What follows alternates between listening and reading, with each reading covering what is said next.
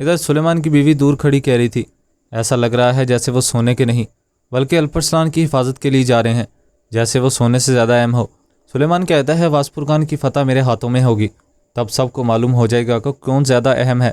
اتنے میں ہی سپاہی آ کر کہتے ہیں جناب ہم نکلنے کے لیے تیار ہیں، اور پھر سلیمان صاحب بھی وہاں سے چلے جاتے ہیں۔ ادھر دوسری جانب ایک خفیہ ٹھکانے میں کیکامینوس آگے بڑھ رہا تھا۔ اتنے میں ہی وہ ایک کبوتر کے پاس آتا ہے اور کبوتر کے پاس سے خط لے کر پڑھنے لگتا ہے۔ خط پڑھ کر کیکامینوس مسکراتا ہوا کہتا ہے اب کی بار تم میرے ہاتھوں سے نہیں بچ پاؤ گے الپرسلان۔ ادھر دوسری جانب ہم دیکھتے ہیں الپرسلان صاحب اپنے سپاہیوں کے ہمراہ جنگل میں نماز ادا کر رہے تھے۔ نماز ادا کرنے کے بعد وہ لوگ دعا مانگنے لگتے ہیں۔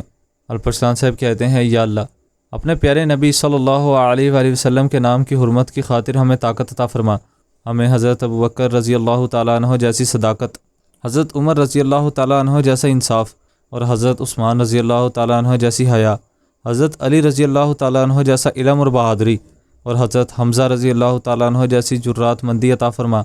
ہم تیرے آگے درست راہ طلب کرتے ہیں، ہماری دعاؤں کو قبولیت عطا فرما۔ جو لوگ آمین کہہ رہے ہیں ان کو حق کے جلوے دیکھنے نصیب فرما۔ سب لوگ وہاں پر آمین کہتے ہیں اور پھر صبح ہو جاتی ہے۔ ادھر گھوڑا گاڑیاں مسلسل آگے بڑھ رہی تھی۔ الپرسلان صاحب ان کے ہمراہ موجود تھے اور ان کی حفاظت کے لیے جا رہے تھے۔ اتنے میں ہی ان پر حملہ ہو جاتا ہے۔ الپرسلان صاحب کہتے ہیں احتیاط سے سپاہیوں، حملہ ہوا ہے۔ وہ اپنی ڈھالیں اور تلواریں آگے کر لیتے ہیں اور آگے بڑھنے لگتے ہیں۔ سامنے سے بازنطینی سپاہی مسلسل تیر برسا رہے تھے۔ الپرسلان صاحب اپنے آدمیوں کے ہمراہ وہاں پر گھیرے جا چکے تھے، ان پر مسلسل تیروں کی بوچھاڑ جاری تھی۔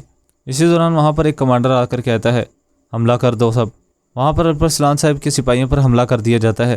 الپرسلان صاحب کہتے ہیں حملہ کرو میرے بہادروں۔ اس کے بعد وہ اللہ اکبر کے نعرے بلند کرتے ہوئے وہاں پر بازنطینیوں کے ساتھ لڑائی کے لیے شروع ہو جاتے ہیں۔ بازنطینیوں کو وہاں پر وہ ختم کرنے لگتے ہیں۔ بازنطینی بہت بڑی فوج وہاں پر موجود تھی۔ کمانڈر کہتا ہے الپرسلان میں تم سے جنگ کرنے کا منتظر تھا۔ الپرسلان صاحب وہاں پر کمانڈر کے مد مقابل کھڑے مسکرا رہے تھے، جس کے بعد وہ کمانڈر کے پاس آنے لگتے ہیں اور راستے میں آنے والے بہت سے بازنطینیوں کو ختم کرتے جا رہے تھے۔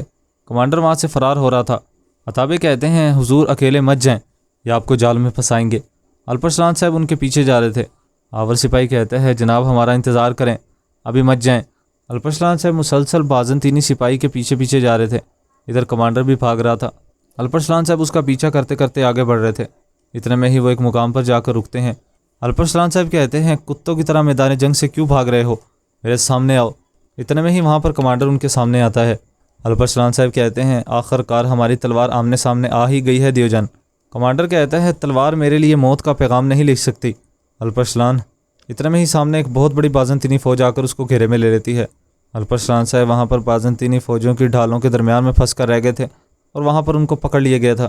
اس ایپیسوڈ کا اختتام یہیں پر ہو جاتا ہے۔ ایپیسوڈ پسند آئے تو ویڈیو کو لائک کر دیں اور چینل کو سبسکرائب کر دیں۔ انشاءاللہ نیکسٹ ویڈیو میں ملاقات ہوگی، تب تک کے لیے اپنا خیال رکھیں، دعاؤں میں یاد رکھیں۔ اللہ نگہبان۔